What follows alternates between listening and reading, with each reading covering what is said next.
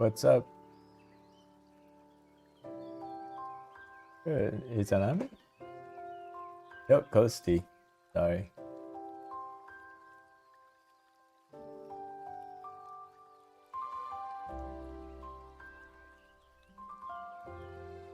I just finished what I was working on yesterday.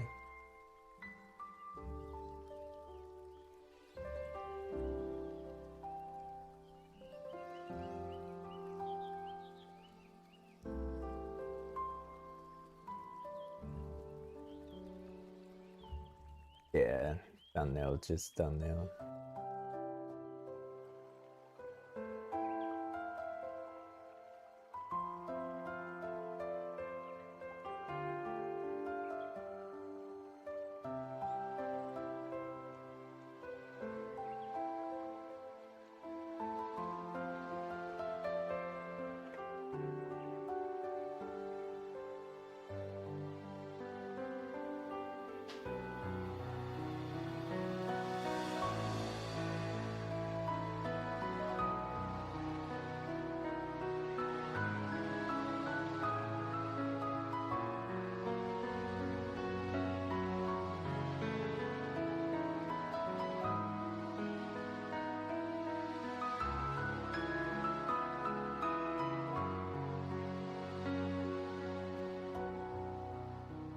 What's up, guys? Hi, Randy. How are you? Ghostly. What's up, Kylie?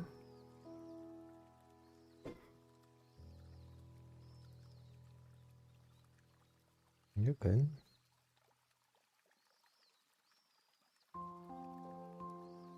Yeah.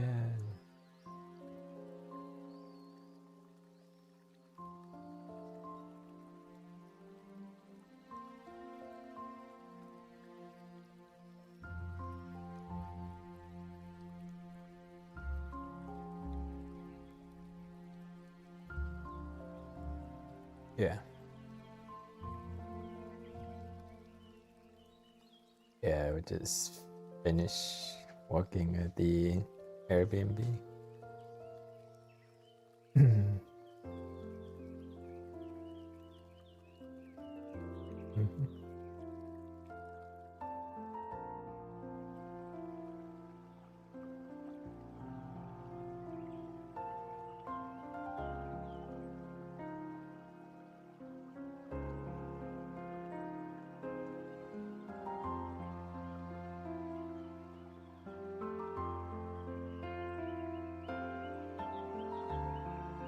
Tech Hero, yes. I have a number of Airbnbs.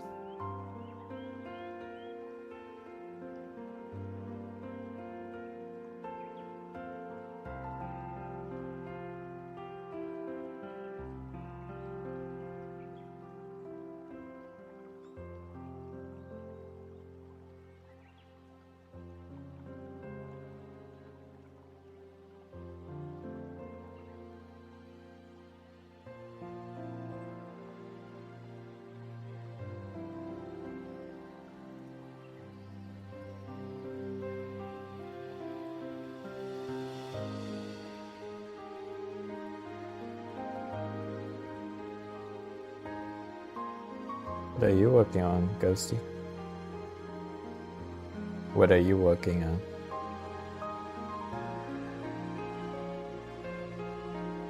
Nice. Yeah.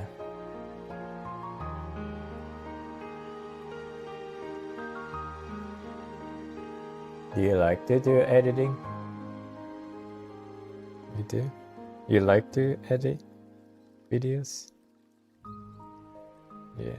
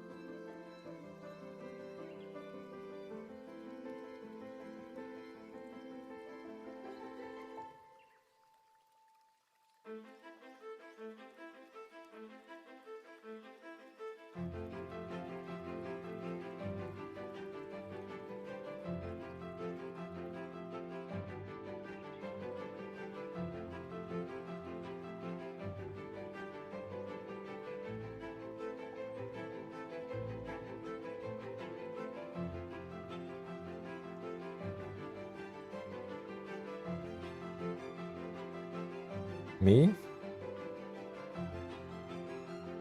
I haven't done one recently, but I have done one in the past.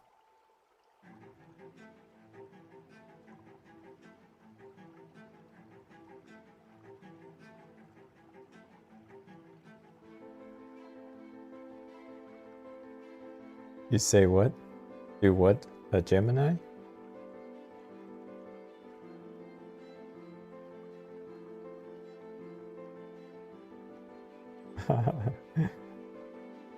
Why Gemini?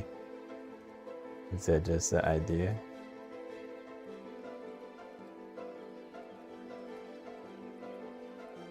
Like Gemini, you talk about the constellation Gemini? Or this? Oh, AI Gemini. I have never used Gemini.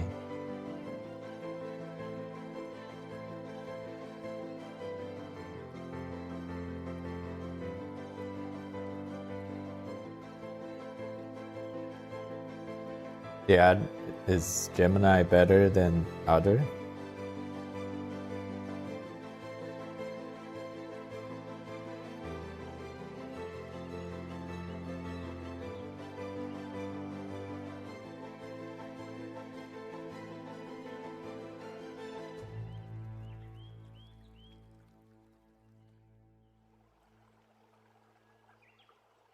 Yeah, I think about it. I think about that idea.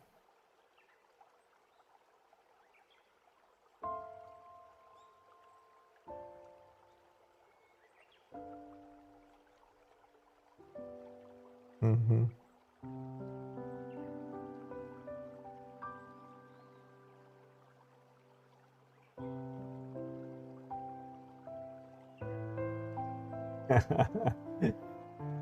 That's not always a good thing.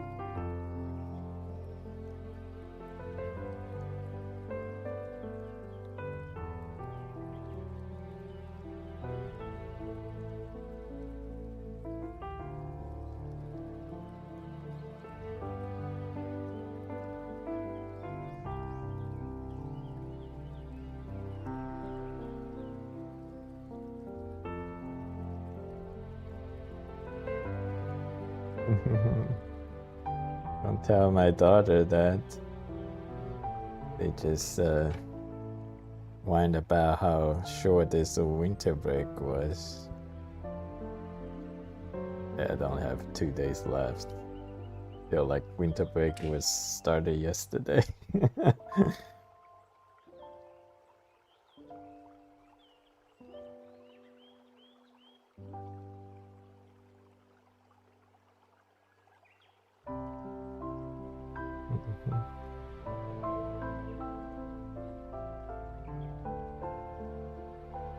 They do.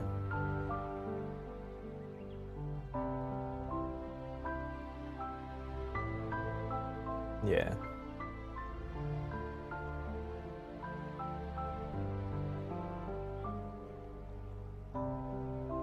I do feel like American schools and play schools.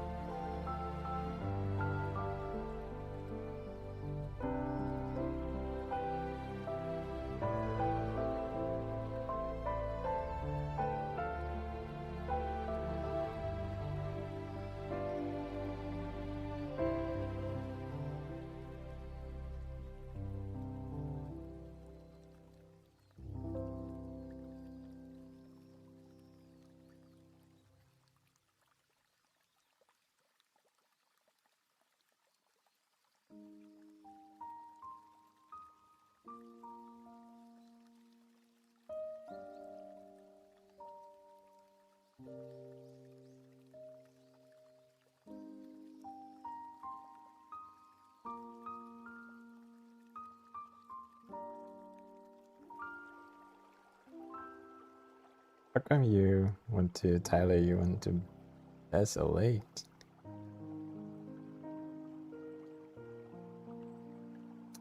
I think yesterday you had like a pretty abnormal schedule, right?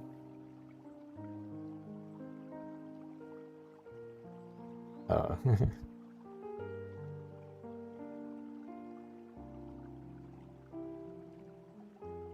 Mm-hmm.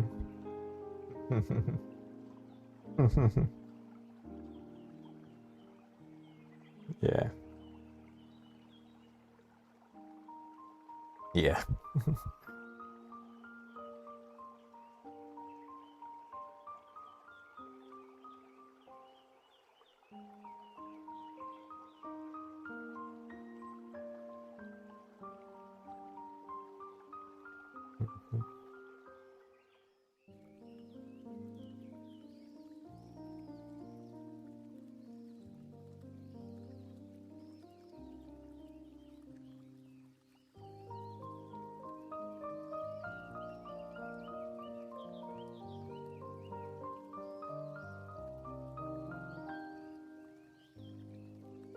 Did you post it? Oh, we got Sahiro in the chat. Sahiro, are you new or you? Oh, he's just been lurking the whole time.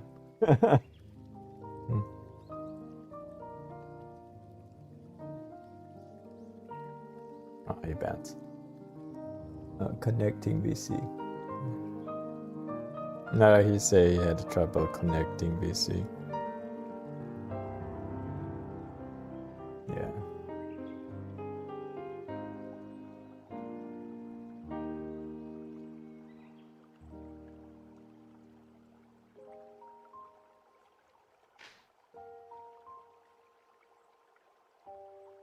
Nice, your brother did that?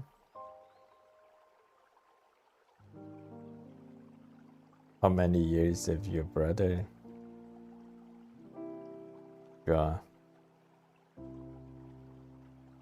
Not as dedicated as you?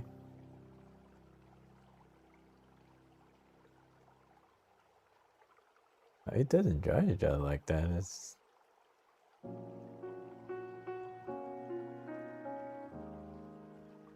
mm-hmm.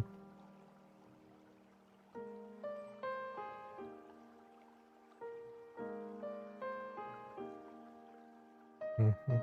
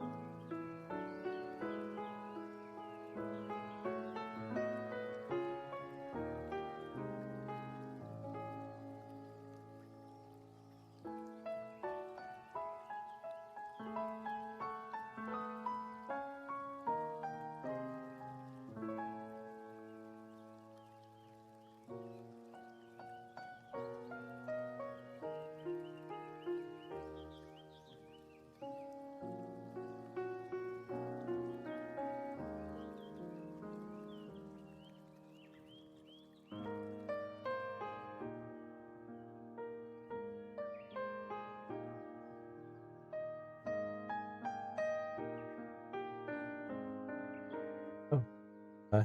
Later.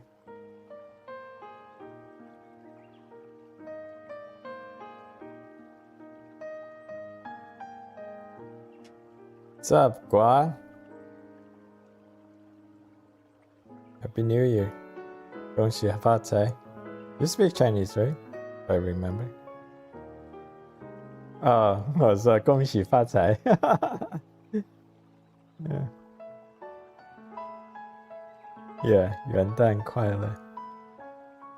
Yeah.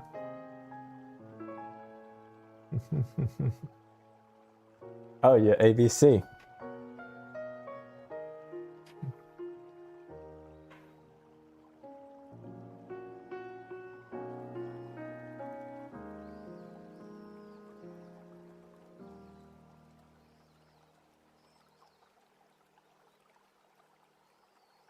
Mm-hmm.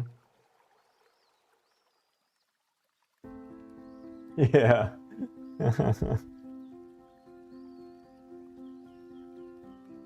Are you using like learning Duolingo?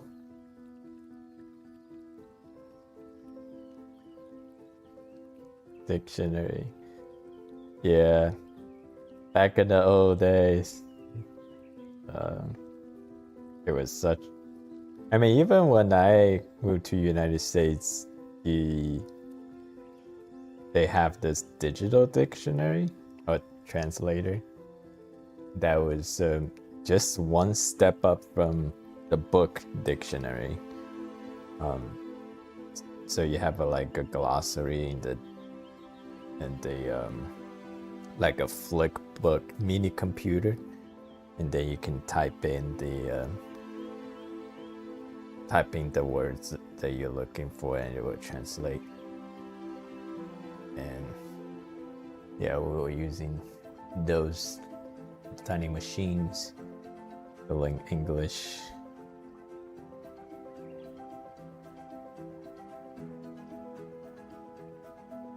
Yeah, now you just in your phone, just use AI to translate. You don't have to.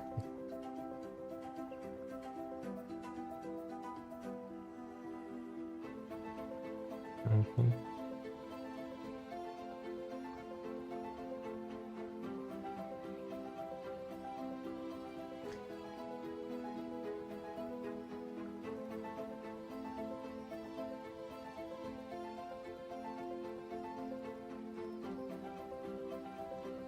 Yeah. Yeah. That's funny.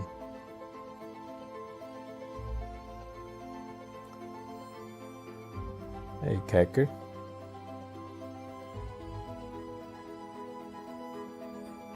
Happy New Year. Yeah, Kecker.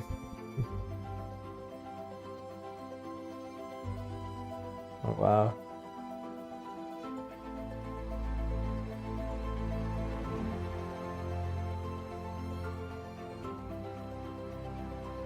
Yeah, Happy New Year to y'all. Crystal, to Robert, thank you.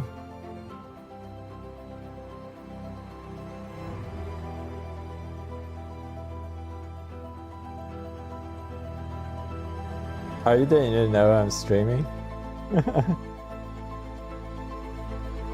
No, it's okay. I don't really care.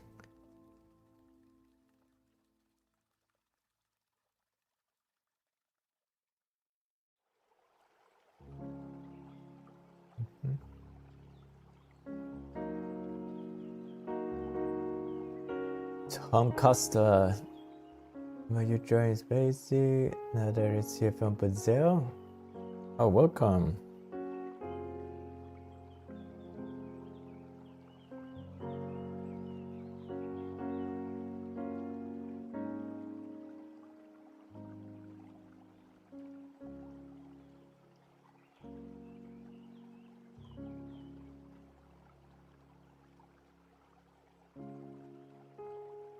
So are you guys working on drawing?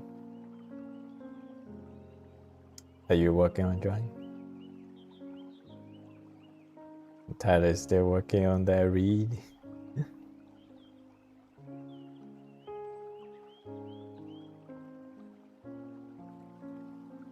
Mm-hmm. All right.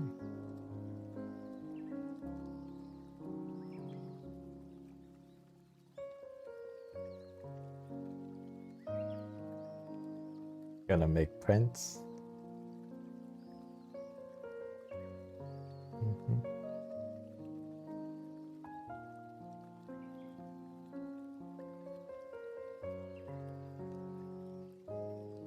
No, feel guilty. Yes.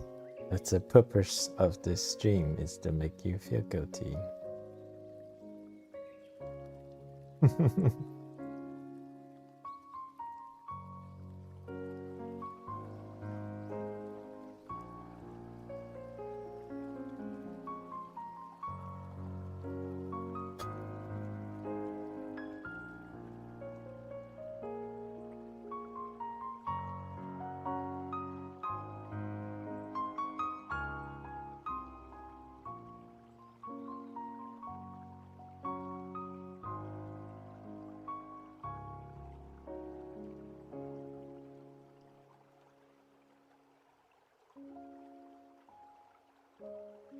I've known you have been in this server for a long time.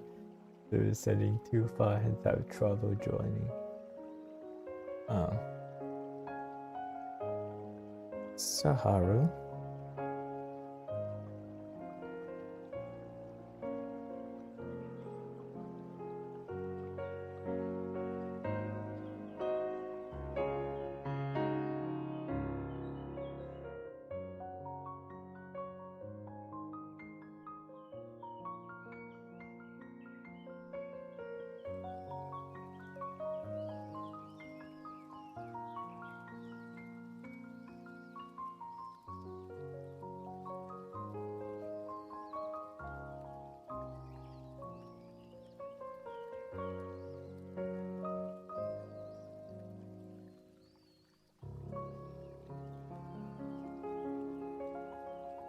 One question, how do you know it's time to stop adding details?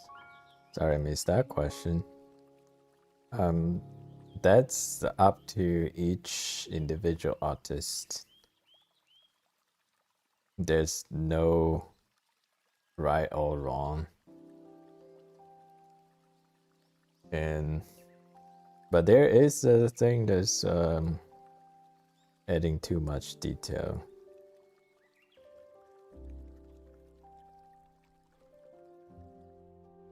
Basically, what I'm trying to achieve is that first you have to keep in mind the details that you're working on in the end needs to support the drawing into the whole piece as a whole. So you always have to go back and forth and re-examine, because like when you're working on details, your focus is on the tiny area, but you have to keep constantly zoom in and zoom out and see what adding that detail as it affect your entire image. So at least most of my goal is to achieve a overall harmonious effect. I mean, there are artists that they strive for chaos. Just mostly I like to be harmonious, so everything looks very soothing and comfortable. That is the overall effect I want to achieve. And so when you add details, that you have to examine what those details have done to your overall image as a whole. Sometimes they don't do anything to the whole image, and sometimes they have a huge impact, and sometimes that they have medium impact. But you don't want to lose the balance. So it's like whatever tricks, like juggling tricks that you're stacking stuff that try to balance it. You can also view it as like if you're an artist, this entire drawing, it's the big organization. The artist is the CEO of this big company, and each pixel that you're putting on paper is like an employee that works for this company. And the job of the artist is to organize these pixels that makes this company work harmoniously to achieve one goal as a whole.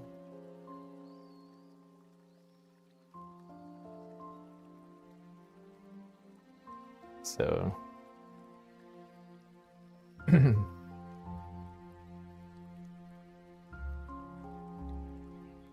and personally, what I try to achieve is that, like, first when you look at the image,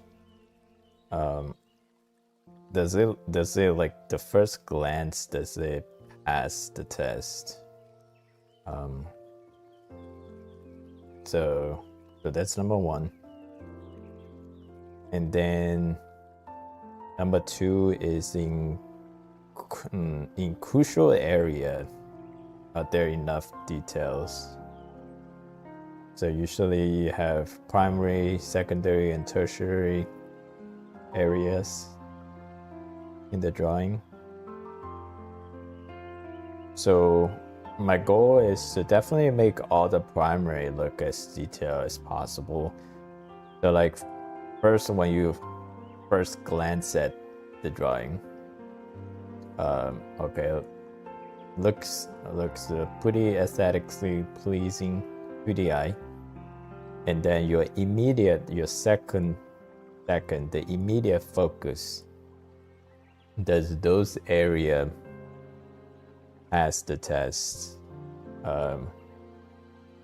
Usually those areas, if it's my own work, usually those areas needs to be depend on what you want to achieve, but needs to be really refined, like there's no roughness in those areas. And then secondary and tertiary areas is really based on, do I have time? Do I want to spend more time on this piece, or do I just want to call it a day? If it's a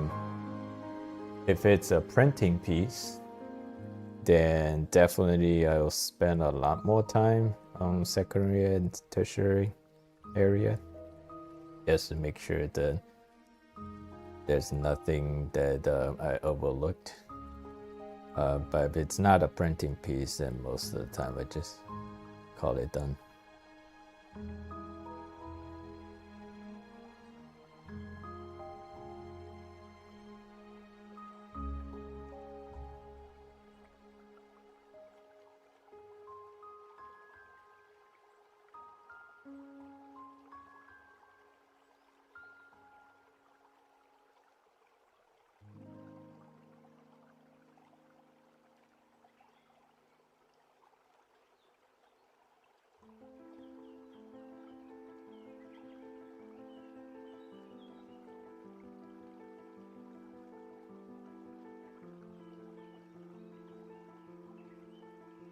You're welcome.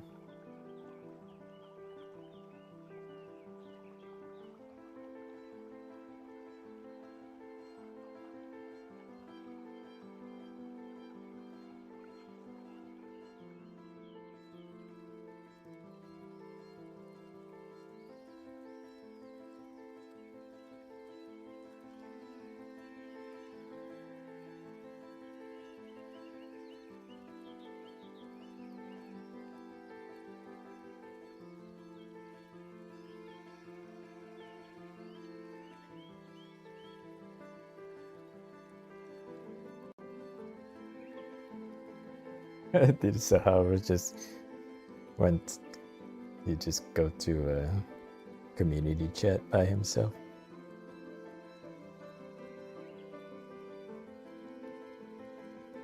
Yeah, not sure what connection problem is experiencing.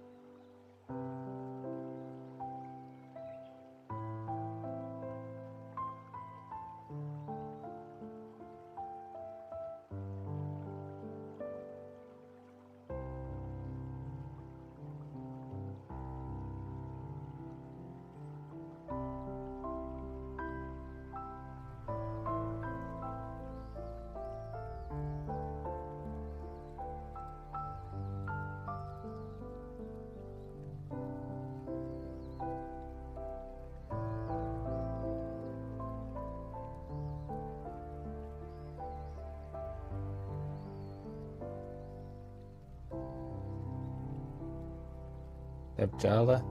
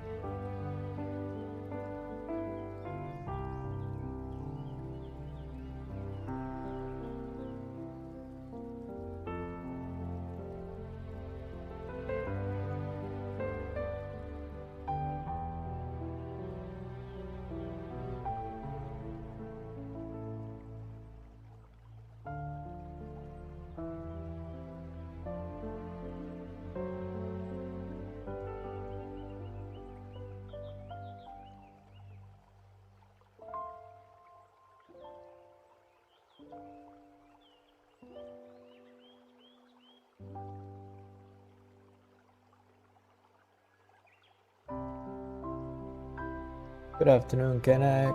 What type of pencil do you use? What type? I just use a regular pencil. If you're asking for the brand, I use Faber-Castell. Faber-Castell 9000 series. Right now I'm using HB.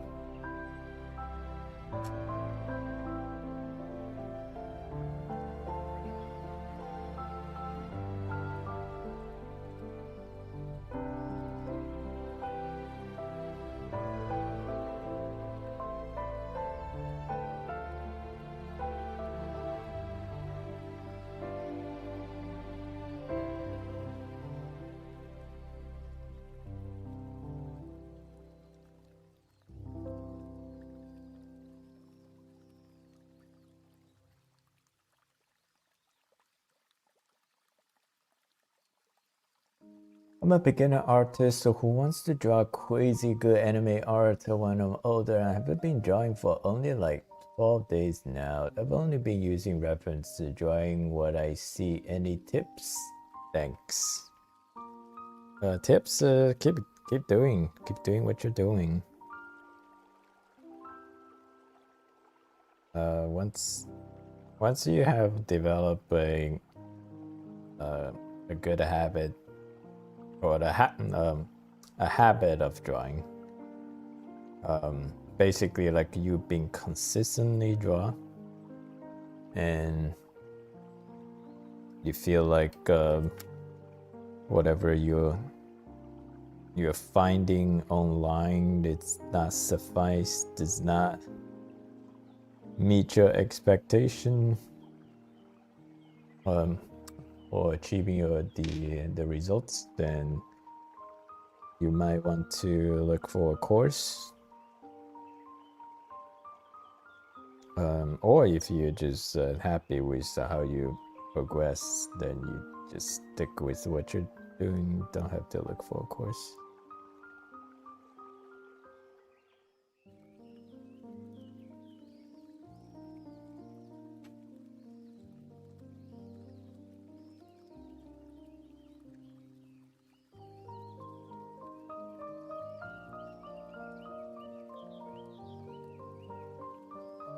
Let's see. I believe in order to draw anime, a person should learn basic human anatomy first. Yeah. I think it's part of the fundamental.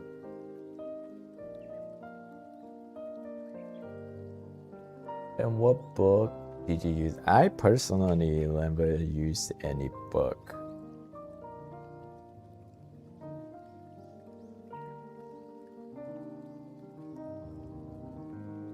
But I think Andrew Loomis has a book that's pretty popular.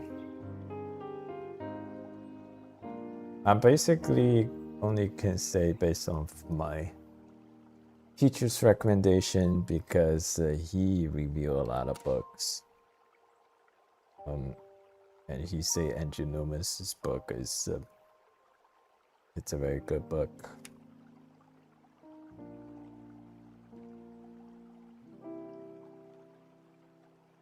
I feel like Bridgman. It's it's a little bit too academic, don't you think? Yeah, Agenumus, like it definitely stay within the cartoon.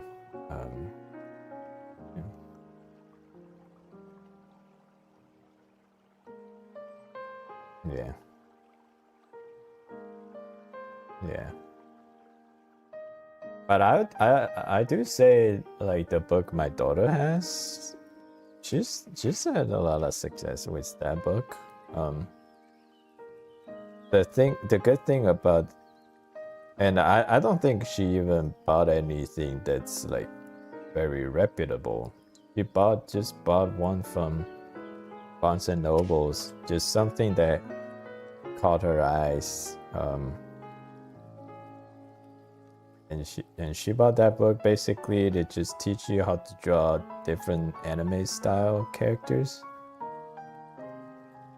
And she's been using that book and doing pretty consistent work. I like book is that so that book is pretty structural. Structuralized, so she can like sit down and go from like page 1 and they will teach you something basic. Then after you graduate from the basics, then you can the rest of the books is just all kinds of anime characters, different styles, different hairstyles, and I mean it's pretty basic in my eyes, but what a successful book, if results you want is that she's being able to follow that book pretty consistently and doing on her own. Like I never have to say anything about. She does all the drawing on her own. I never had to say anything about she needs to draw.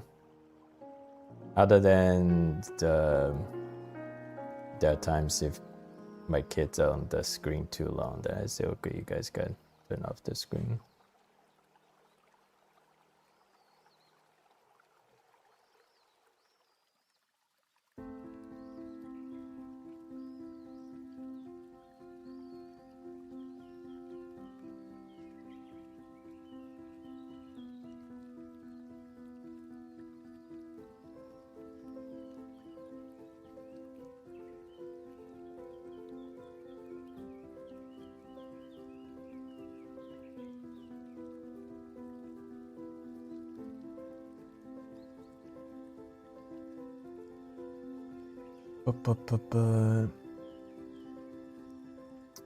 I think a video actually,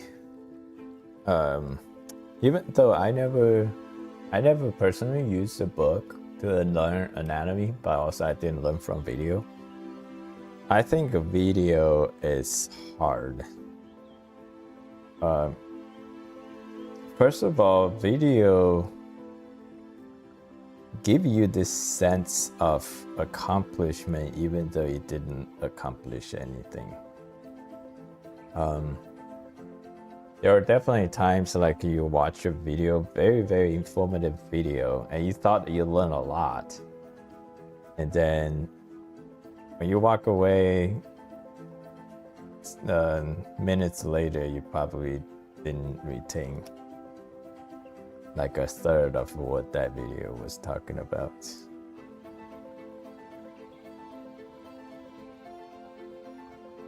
So that's the fault of the video format. The only good thing, like if you can learn from video, is that you have to constantly pause the video. And the true informative video is never the video that performs well on YouTube. Yeah, that's why a lot of teachers, they like serious teachers, people who actually like to teach, they on the YouTube they do the like whatever the algorithm needs, but then like in their paid course they actually do the real stuff, because in my teacher's course, like each lessons is somewhere between 30 minutes to an hour long video, and I can never see those type of videos perform well on YouTube. It requires like the students have some kind of like discipline and dedication to watch, because it has demonstrations in it, and for demonstration like you have to work in real time, and it takes time. You didn't sign up for work.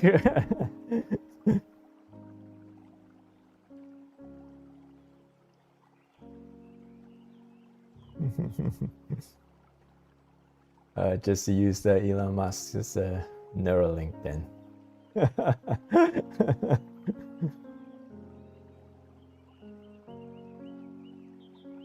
I mean, it's very ironic that nowadays, like today, I just had a conversation with my architect, and he was saying like nowadays he's kind of frustrated, where his clients sending his plans to ChatGPT and ask ChatGPT if that's a good plan. And ChatGPT will give like all kinds of feedbacks, and the client just takes the ChatGPT feedback to the architect and say, well, the AI say this, AI say that, and he's kind of like rolling his eyes, so like, oh my god, I didn't sign up for this. Yeah. Oh yeah, yeah.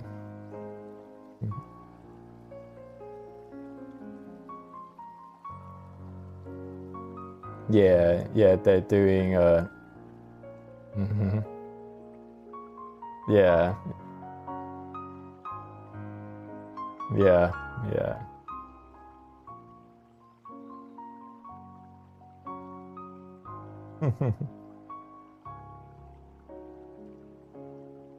Mhm.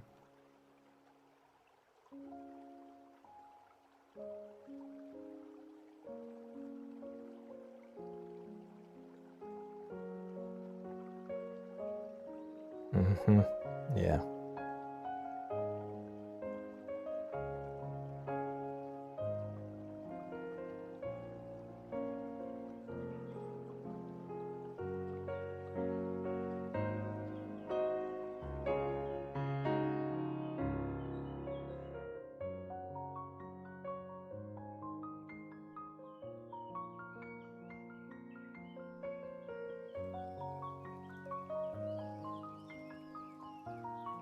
Yeah, I think it's just a good perspective.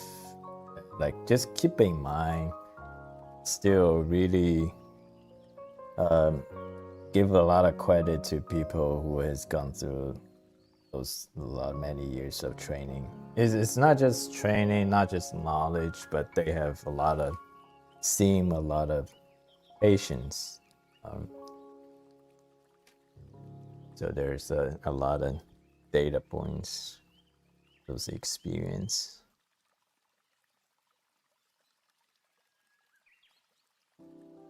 But I do have to, I mean, I do have to say medicine is definitely a practice. It's not, I mean, there are plenty of times that doctors are not,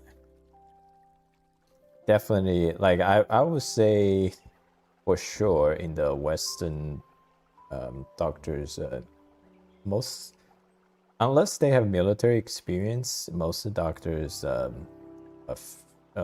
fairly conservative.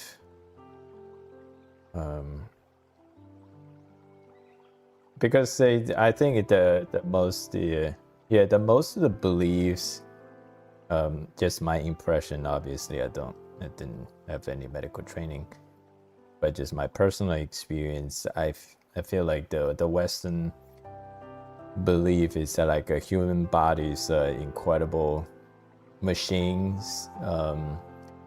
Like as long as you're not in life danger, they always wanted to reserve to just let the body heal itself. So they tend to just as long as they rule out like there's no life-threatening issues, and they most likely just going to let your body do the healing, and they just like to stand back and observe. But there are a few times in my life that like external intervention is required, and I didn't get that from like American doctors. And it was like a pretty miserable. It's definitely in my 20s. And I just happened to visit China. I mean, I didn't go to China because I had these issues, but I had this issue and I just happened to visit China. And my dad took me to see the Chinese doctors, and they were definitely not scared of doing surgeries on me, like those minor surgeries. And like right away, there are a few incidents where like right away it's cure. Where I just did not see that happen in the US. And I've been lived with that problem for a little bit, and like none of the US doctors, like they actually don't know what to do with it. And they just do something, like give me something like that's not really effective. So yeah, I'll say, I mean, medicine is definitely a practice. It's also like you know your own bodies a lot more than the doctor who probably, I mean, especially if it's the doctor that you just met. That's why medical history is also very important.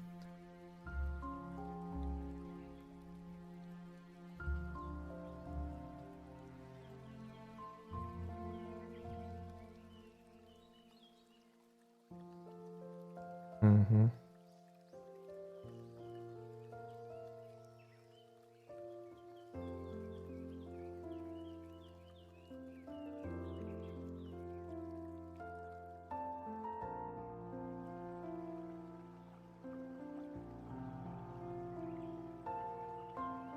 Mm-hmm. Mm-hmm.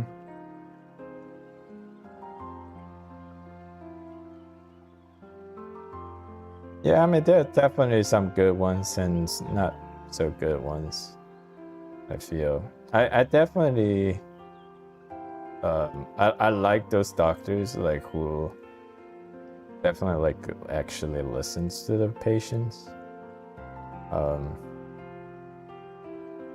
The ones that I have seen where like they just think they know a lot better than their patients and just completely dismiss like what you say and think they only have the right answer. Yeah, usually I don't think those are good doctors.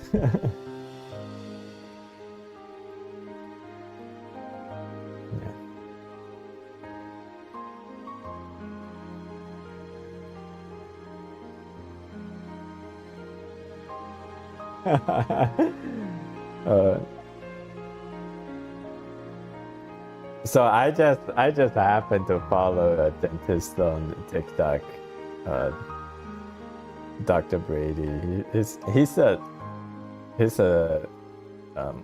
He's a dentist, but also a stand-up comedian, and yeah, it's very.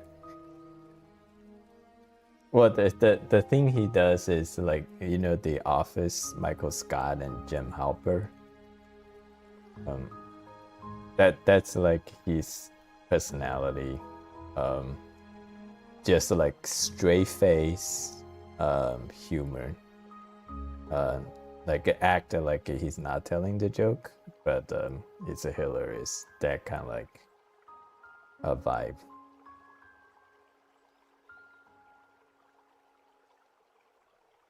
And that's what I follow him for the comedies, but so once so often he would like do some debunk on the myth in the dentist industry.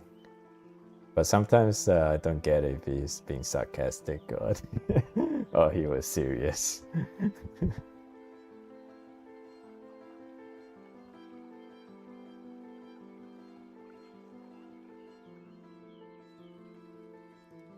Mm-hmm.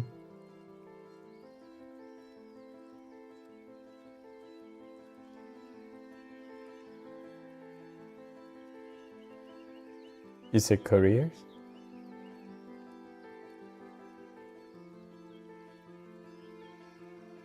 Mm-hmm. Is it true that an artist is thirsty or credit and not money? That is true for everyone, not just the artist. So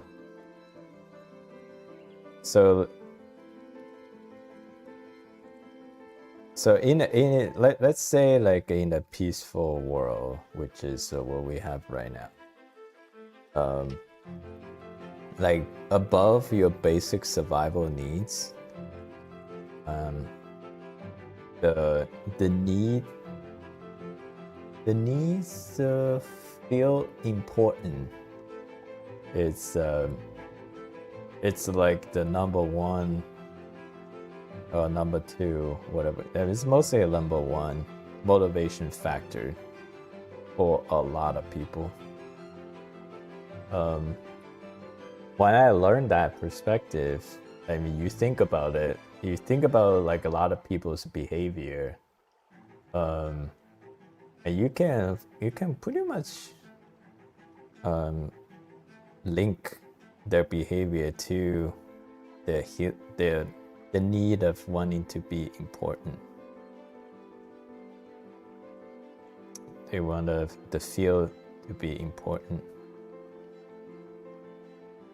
So when you say artist is thirsty of credit, it's basically they want attention.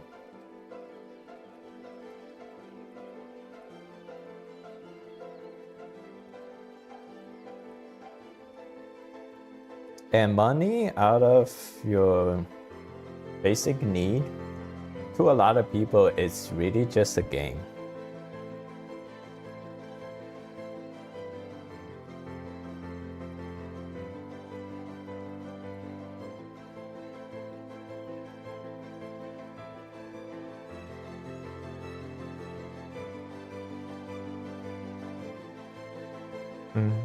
Yeah.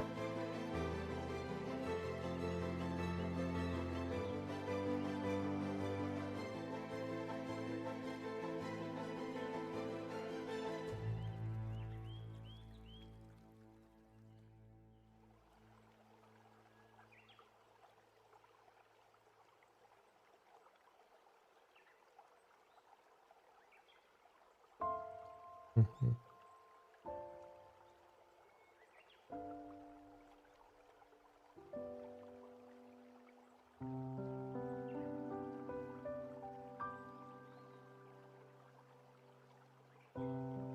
Mm-hmm.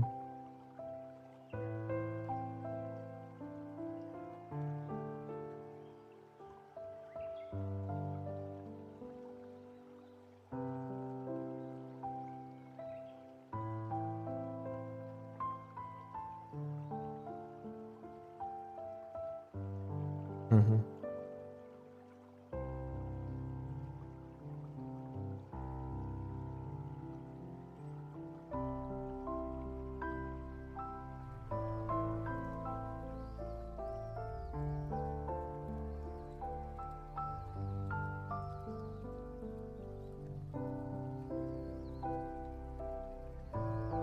I feel like I get it. Sometimes it is mostly just an excuse to cover their sense of insecurity. Because like I mean, I definitely have gone through the journey from being a very, very shy introvert to someone who is pretty much like very confident in public settings, in social settings.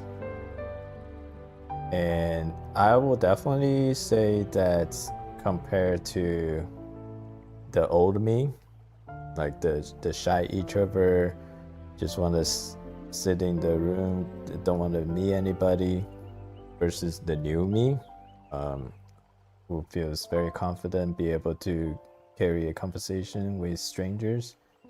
I'm definitely happier with the new me. Even though I can remember like all those excuses that came up to tell myself why it's okay to be alone in your room by yourself.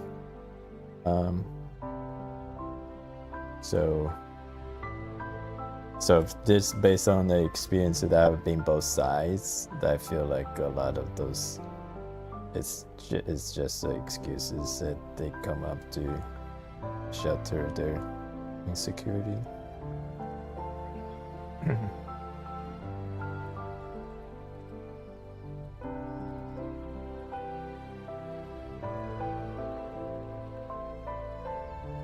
Yeah, I think a lot of it has to do with I mean, definitely, like we all have a lot of flaws. Human beings are not perfect. I happen to have a personality that I'm always willing to put myself in very extreme uncomfortable situations or positions or environments. Then basically, like my idea is I mean, it makes sense. Like you put yourself in the uncomfortable environment, then once you become comfortable with it, obviously you personally have grown. So yeah, throughout my life I always put myself in uncomfortable positions and then get used to it and become comfortable with it, and that's how I was able to grow at a personal level. Because there are many times I can just take the easy route and I just say, nah, I don't want to do that. But looking back, I'm definitely happy and glad I made those decisions to take the hard route. And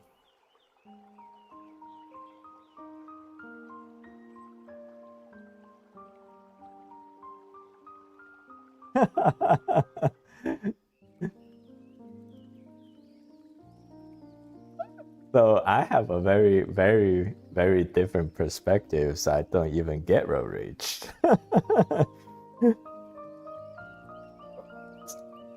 I'm very calm. I mean, I don't know like how I would fare in like a chaotic society. Like say if there's a apocalyptic society, things happen. Like in survival mode, how my personality fare. But in the peacetime modern society, my personality works pretty well for me so far. Like so as far as like it takes a lot to set me off So like in a road rage scenario, like even something like outrageously could potentially piss me off. I always just think like, okay, what? I guess like sometimes I just immediately switch my position. Like say, okay, I feel sorry for this person. Maybe there are a million other reasons that happened that made he did behave the way that he did, or he or she did. Like like what if he just found out like his wife had cancer, or his parents just passed away, maybe his kids just got into accident. then okay, and I can deal with whatever behavior he was he was displaying. So like whenever I put in that perspective, I just don't feel pissed off anymore. And also, so well, I mean, it's not putting in their shoes because I don't know if that's the case. Like that could not be the case. They could be just someone who's an asshole. But it doesn't matter if I think that way, and I can feel better after that. That's all that matters, right? Because that person who did anything wrong to you, that person probably have no idea that you are angry or pissed off. So whatever your emotion that you feel does nothing to that person. So at the end of the day, it's really you just it's you. Like, are you having a battle with yourself? Like you feel angry and sad and pissed off, and it's really just stress your own self. Like nobody's gonna receive any negative effect but you. So then what's the point? I mean, sometimes you can't control it, but what I'm telling you is that figure out some kind of like a mental device to help you reassess that situation. Then maybe it's easier to control your emotion that way.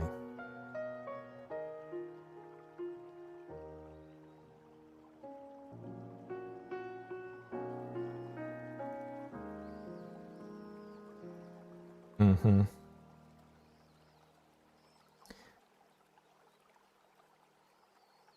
No, I only use the horn to like actually get somebody's attention. Like say if someone's about to like back into me, then I'll use the horn to stop him.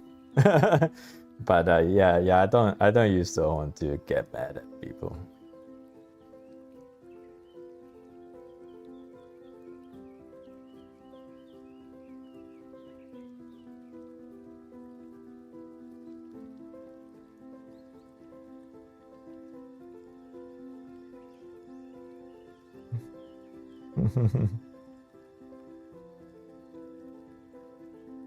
Yeah, that's also does not surprise me.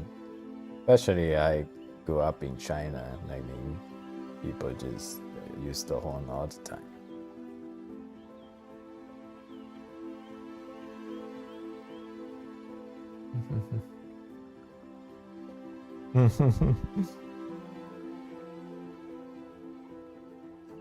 Bro rage, yeah.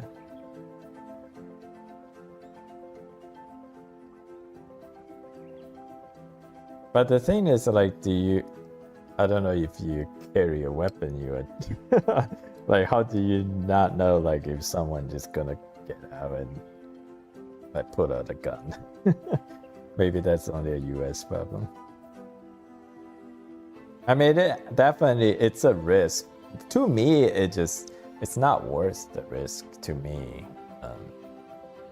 Like, I never know if I bump into somebody who may be just super upset that day, and maybe they're gonna go kill somebody else, and then I just happen to be the unlucky one. Yeah.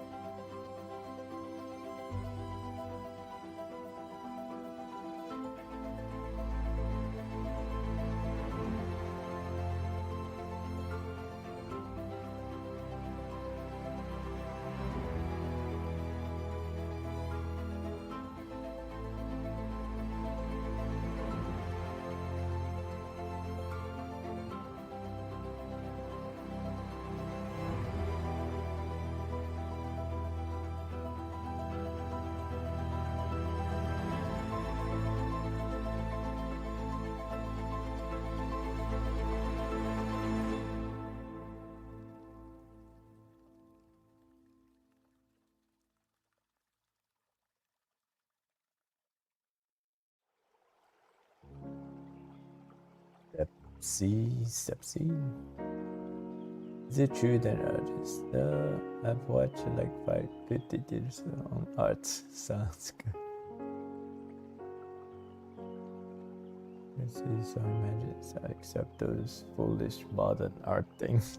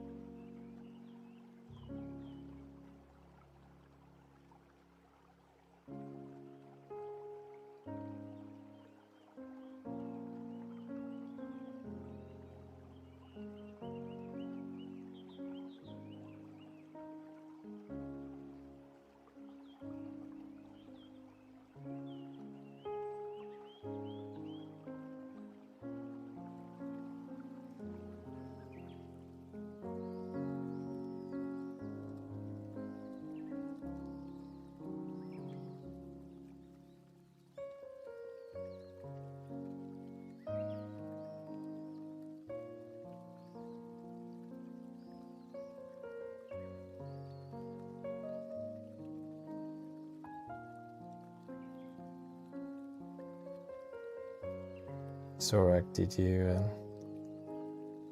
purchase anything good at $100?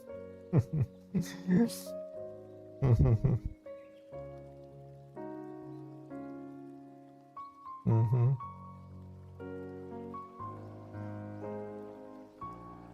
Yeah.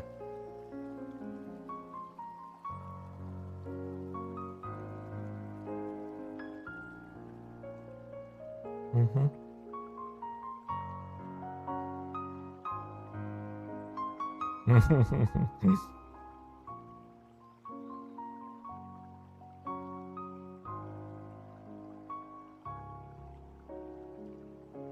What medium of paint?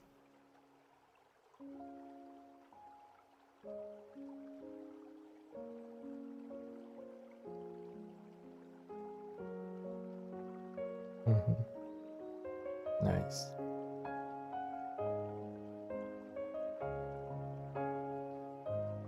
Oh, bye, Cooker.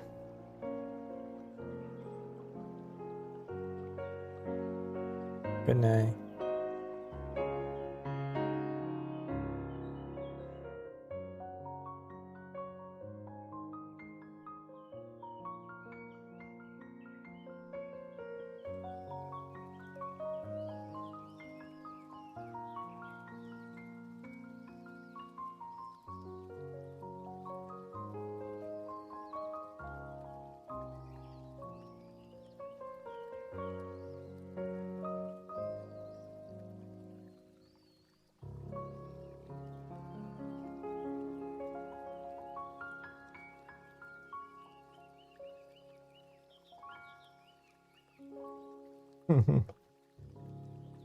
What are you drawing?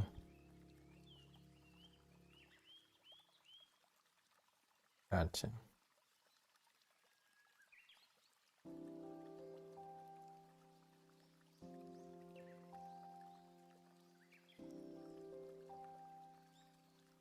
Is One Piece still going?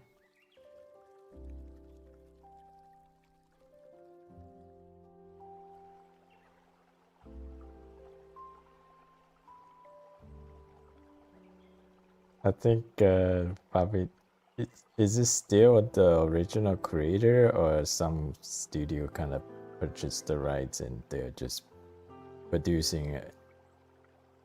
Oh, it's still the original creator.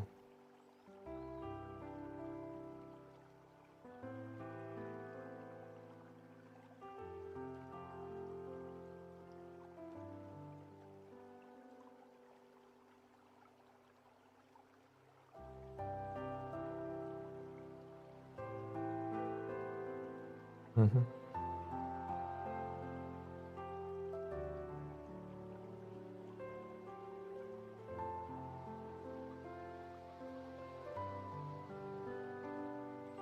Yeah.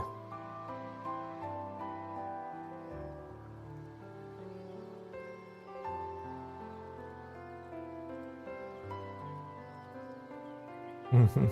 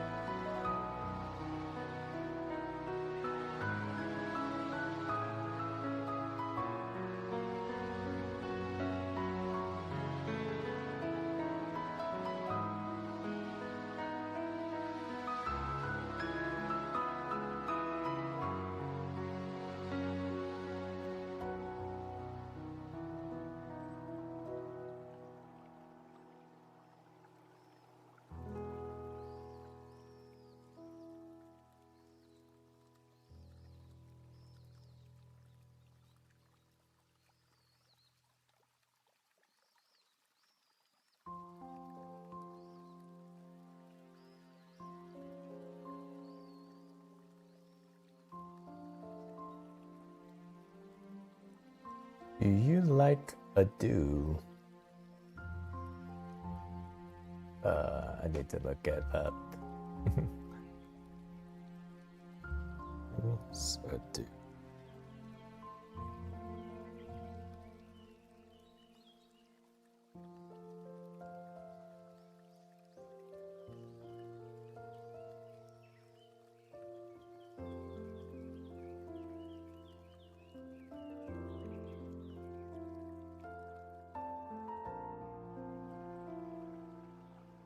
It's a do, a Japanese singer.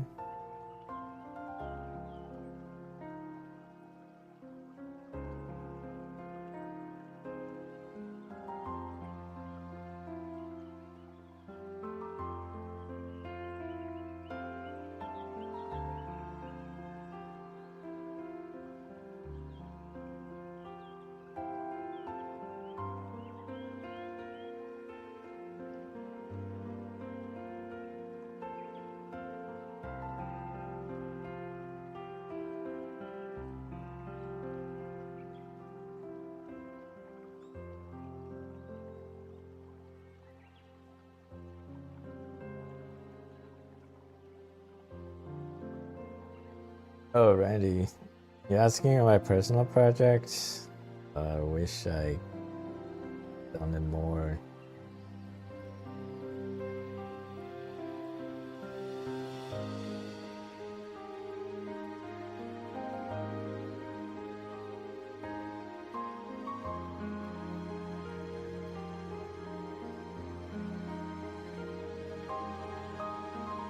So I am disciplined enough to continue to make progress, but it just like 2 days ago I thought I was so close to finally have my first chapter locked in.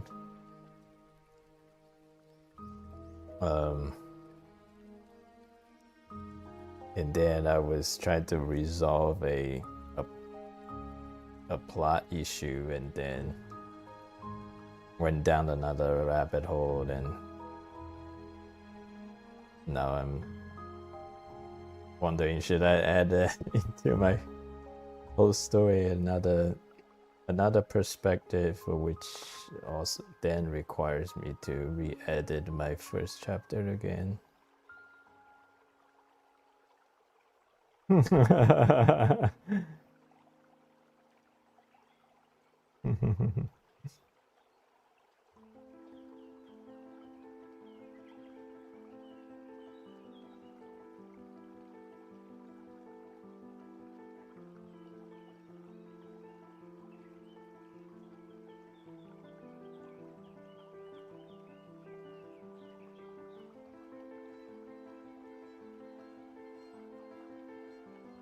And the thing is, like, I cannot work on my story in the evening. I think my brain just too fried to do that.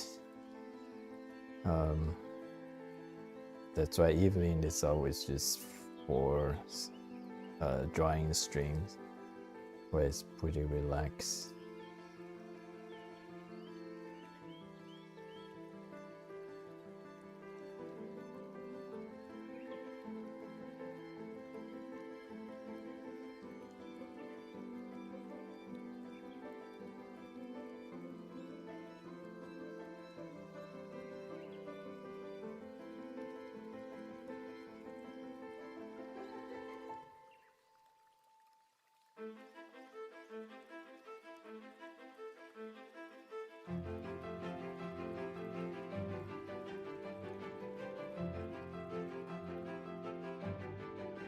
So therefore, I think like if anybody who is still young and thinking about doing your own story, I think it's definitely much beneficial to do it as a young person than an older, more experienced person. Because I'm saying that because, like, to me, I just feel like my standard is too high, even though my skill is not up to that standard. But I'm pretty sure, like, a lot of young people, they probably can do a lot more lower quality, but themselves will feel still very satisfied. This way they ramen. Yeah, this way they will keep motivating them to keep pumping out content, and through that activity alone they will get good.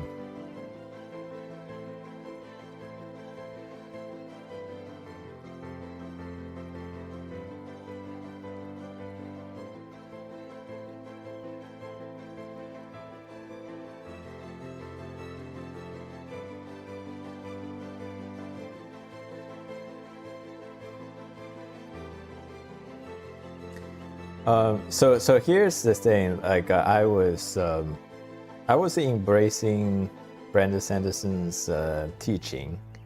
He basically say, like, you need to don't worry about quality and just write. So I did that. However, like the content I did that with, I feel like right now they are like totally out there. It's not like very close to, because I was kind of like just writing because I was forcing myself to write. I mean, I don't think they are a complete waste. Maybe further down the road, I'll find some area for those plots, but they're definitely not useful to me right now.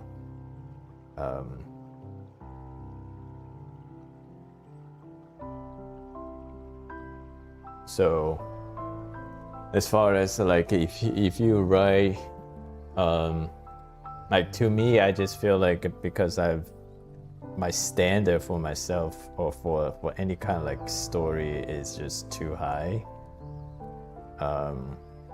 Then like everything, usually the rabbit hole, like I said, it goes like this. So you write like you have a pretty solid plot line, and then usually there's a few kinks here that before it was just kind of like I'll resolve it later. Like right now, just a placeholder. I'll continue move the story along. This whole issue, like for instance, like so you start off with story with the daughter and the father, but you don't know where. So in your main plot, obviously the mother is missing, because you only thought about the plots between the father and the daughter, and then you just say, okay, we just let the mother be missing, right? I'm just using example. Let the mother be missing right now. Later on, I'll figure out what happened to the mother when the time comes. And then so you write, and then now you think, oh, like, okay, here, this is a cool story that could happen to the mother. And then this thing happened, and now it kind of like introduced another angle to the story, and then kind of like you have to backpedal. Okay, you gotta go back and okay, all the story that happened with the daughter and the father, and now because this thing happened to the mother, then now you had to completely revise what you wrote before. Sometimes it could be a quick fix, like you just sprinkle something here, sprinkle something there, but sometimes it has to be like a major rehaul.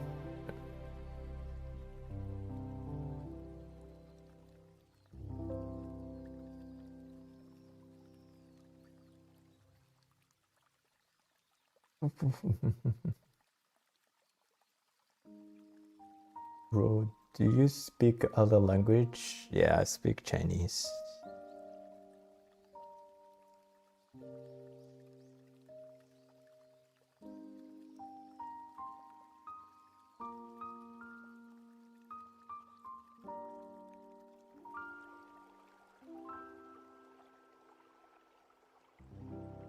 So there are two major. I would say major is mainly because it was in the history before the modern China become a significant geopolitical player. Before it was mostly the Western world, mostly paying attention to Hong Kong. So the dialect of when Hong Kong was under British rule, so learning Mandarin Chinese is not required. So a lot of people from Hong Kong, they only know Cantonese and some English. So they don't know Mandarin Chinese, and also they don't.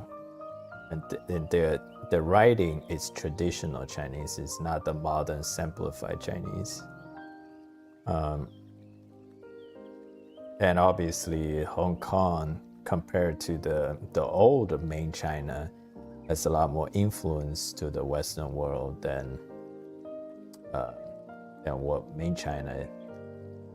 the mainland China used to have. So So in the Western world, people often view the Chinese language has two main dialects. One is Mandarin Chinese, one is Cantonese. But in reality, it's only Mandarin Chinese is the official Chinese language. Like in school, in mainland China, in school, everyone learns Mandarin. And nobody learns Cantonese other than you from the South Canton region. So Cantonese is definitely a much more regional language. And the Mandarin Chinese is the official Chinese language. And then pretty much every city has its own dialect. So I do speak my city's dialect. The city where I grew up in, we have a city dialect.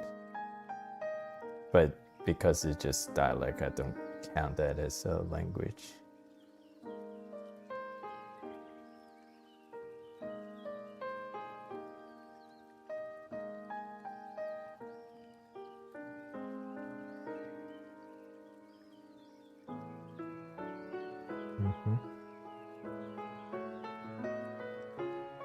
Yeah, dialect is different than an accent. Pretty much, like, it's different enough that you don't understand.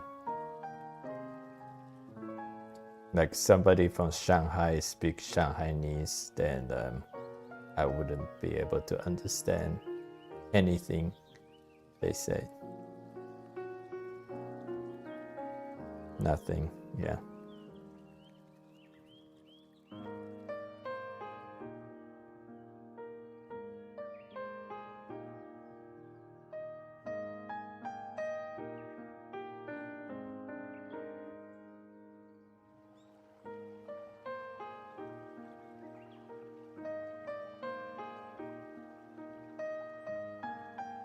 Yeah, those will still be probably just the accent.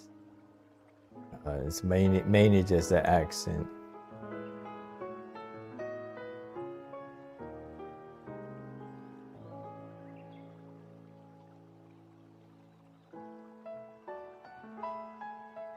Yeah, I'm not sure. I don't.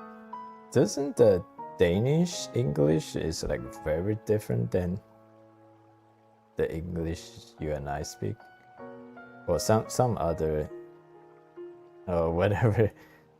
I don't know what that European country is, but so when I was a kid, I was watching a TV show. They had a person from the European country speak English that is very different than the English I learned.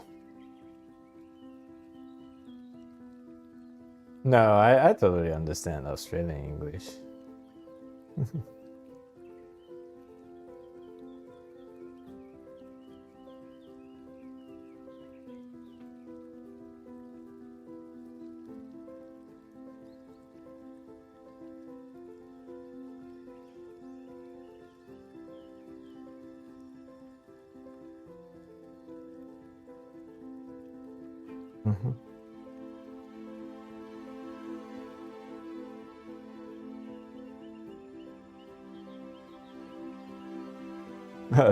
These birds are in your house? No, the birds is from the music.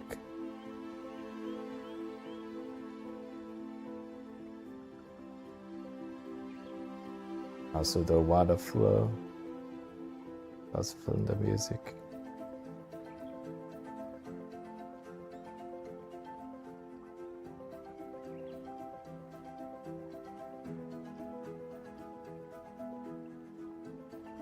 Oh yeah. Yeah, one of my tenants, they're from Jamaica, and the husband speaks nothing. I couldn't understand a thing. nobody understands the thing he said. And he speaks it like very confidently. It's like he thinks he's speaking English. Yeah, but absolutely nobody. So I have grown accustomed to his language. Like I think if he and I like face to face, I can somewhat understand what he's saying. On the phone, absolutely not. And usually he would say a lot of things, and then he would end up with, "You know what I'm saying?" I know that.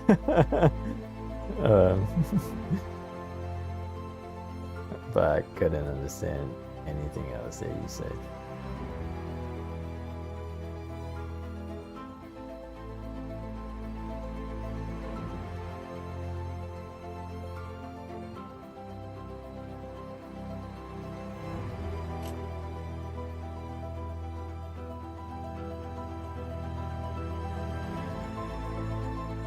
Off screen Zen garden. When did I start taking drawing seriously? I think I always taken drawing seriously. It's just I guess there's the different levels of seriousness.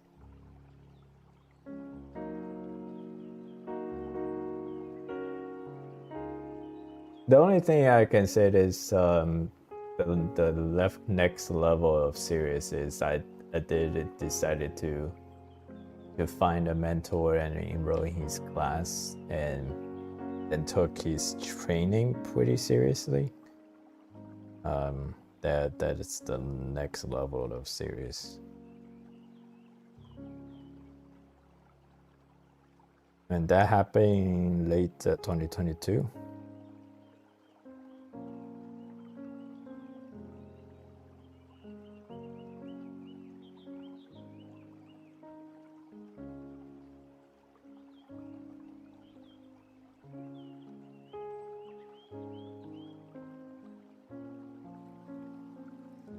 Thank you, NQ. I speak Columbia Spanish this year. I will reinforce my English, my Chinese, and learn Japanese. Awesome.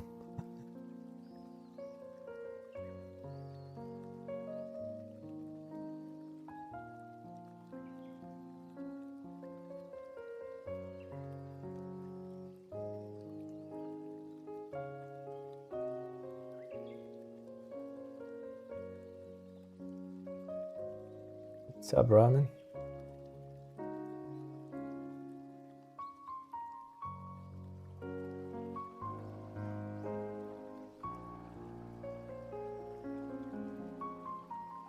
Oh, is it the morning over there?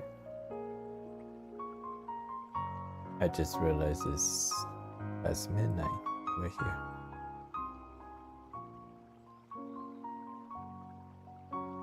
Get carried away.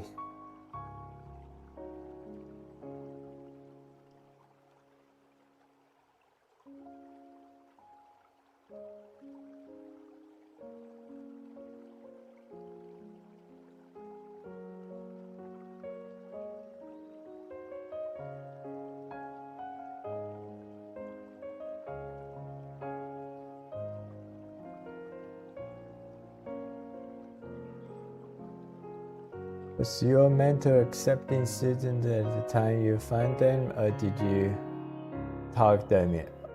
Oh no, my mentor, that's his job. Yeah, he has that's how he pay his bill.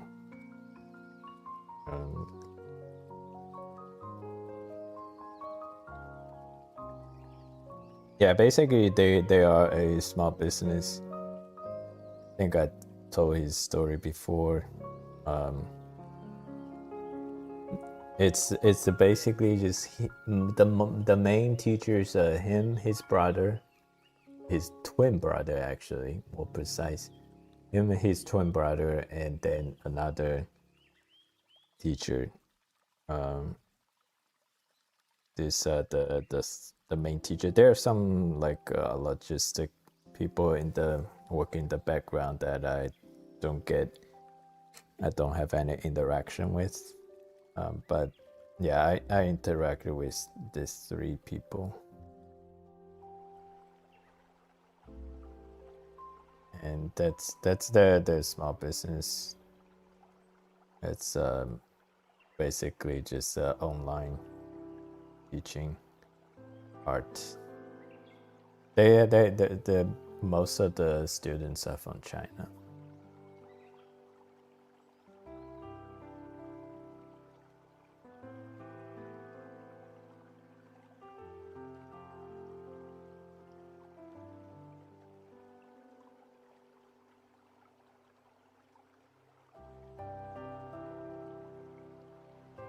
Were you working on any manga? No, not.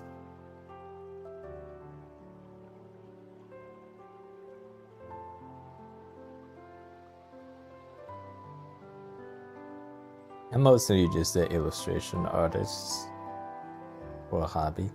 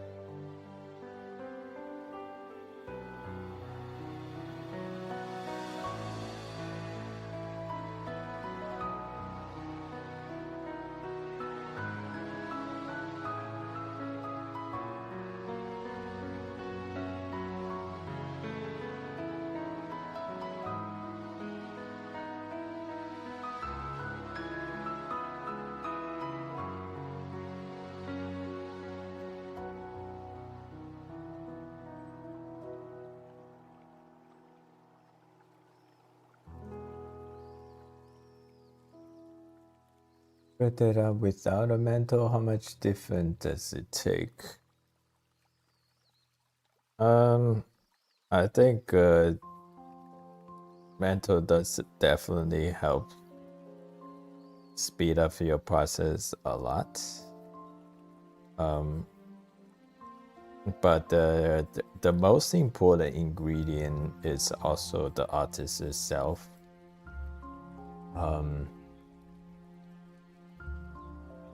I think the artists still have to definitely putting all the work. Then also, as far as developing the mind goes, how coachable are you? That is also the artist itself.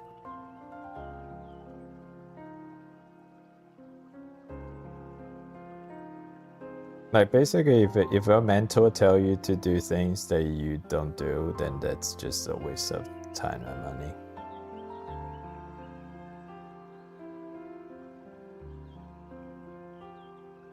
And then if your mentor tells you a concept that you didn't grasp the full idea, a lot of time it was due to your maybe a lack of experience or your lack of awareness. So play into your growth.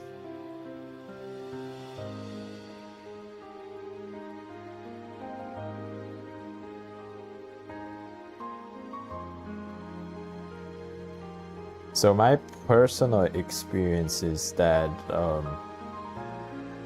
after I found my mentor, my work has grown very, very noticeable in a short period of time.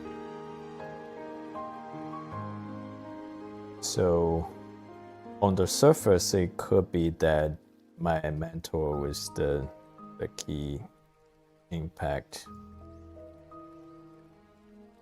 But I think if I have to evaluate objectively, looking at the whole situation, because I was drawing every day for about 2 years without a mentor, and I think those groundwork, those grind, helped me basically prime me for the right condition. When my mentor came, I was be able to like take full advantage of his teachings right away.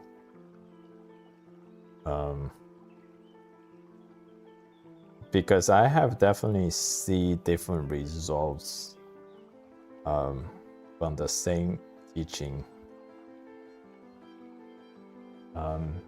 It didn't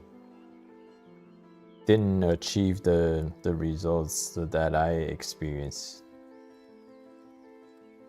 from the same teacher.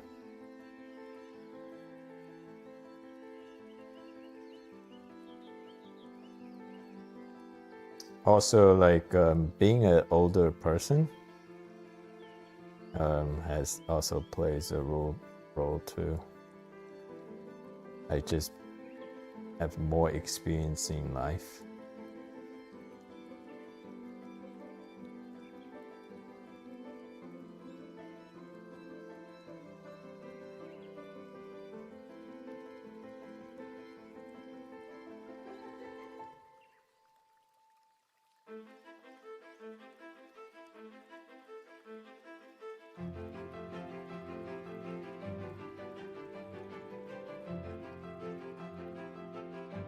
But yeah, I would say like I cannot be where I am today without my mentor. Like not even close. There are a lot of things that it will take me maybe like, I don't know, 10 years for me to figure it out myself.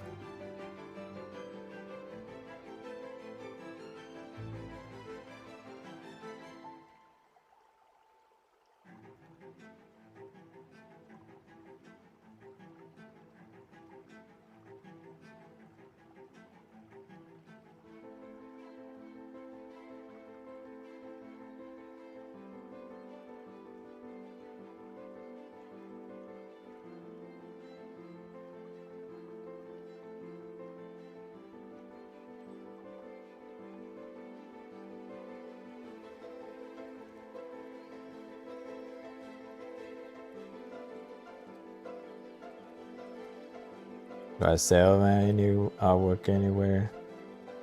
I don't sell my fun draw studies.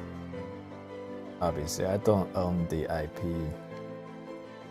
so I only sell my original stuff.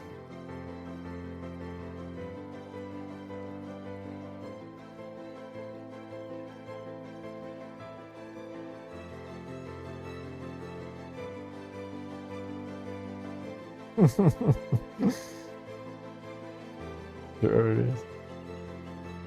I mean, I've been working on her gown this whole time. So I'm having a lot of fun doing it, so I don't know why you.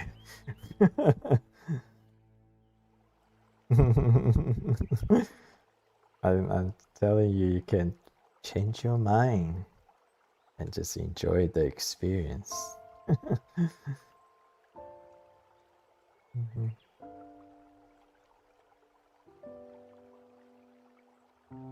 Mhm.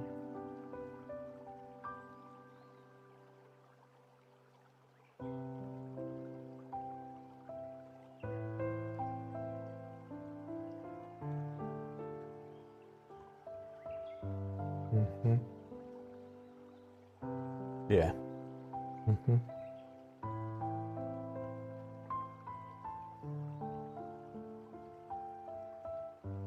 Yeah, I think you probably definitely it's a more it's a higher calorie effort than mine. Um, yeah.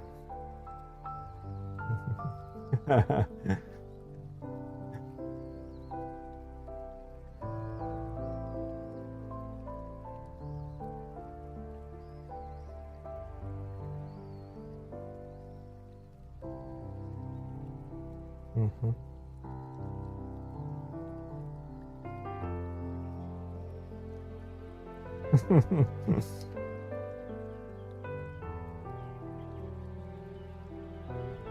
Yeah, yeah, I can relate that. Yeah, for original stuff. Yeah, for original, yeah, you just have to work offline. Can't.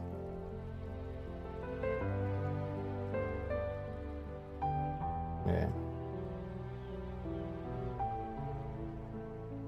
Usually, like if you, I don't know how, like just drawing in a string works for you. Yeah. No. I'm talking about like right now. You obviously you're drawing with this community, but I don't know like how does that, because like I can't even do that. Um, that's why like you're not seeing me doing the latest OC that I drew on. I do want to work on it, but it's just not the setting. Like I have to do that on my own. If I have any distraction, it's it's the main thing is the distraction would not allow me to be bold with what I'm trying to experiment. I'm always try to be very reserved.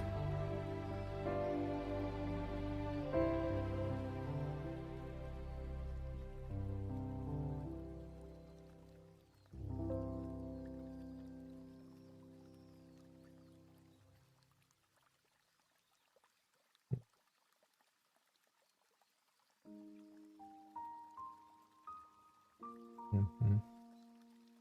Mm-hmm. Oh, I understand.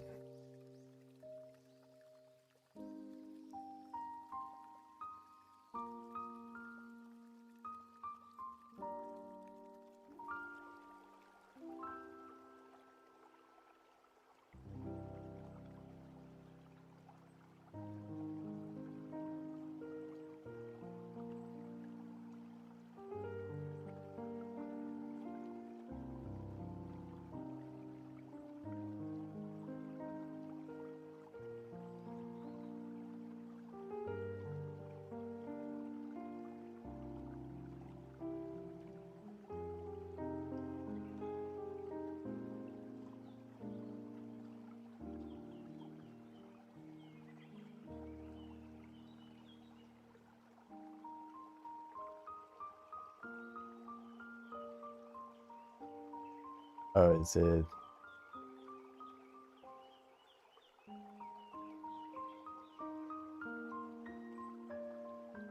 Oh, gotcha.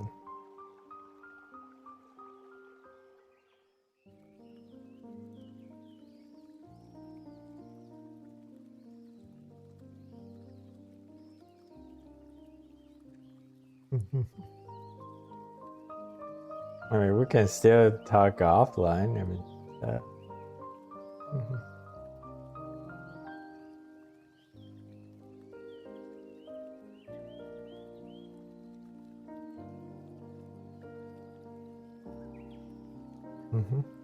yeah, have faith.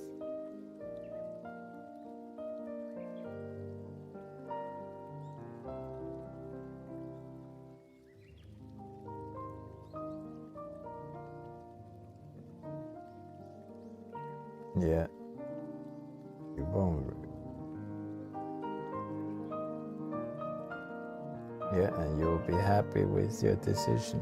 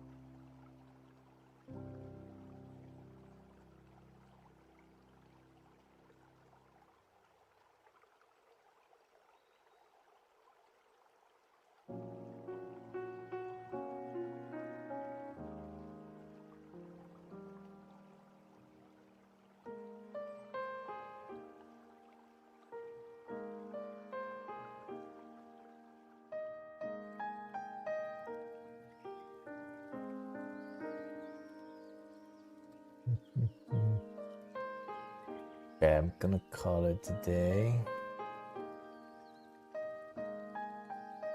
Thank you guys for joining me. Yeah, this is done. Done with this.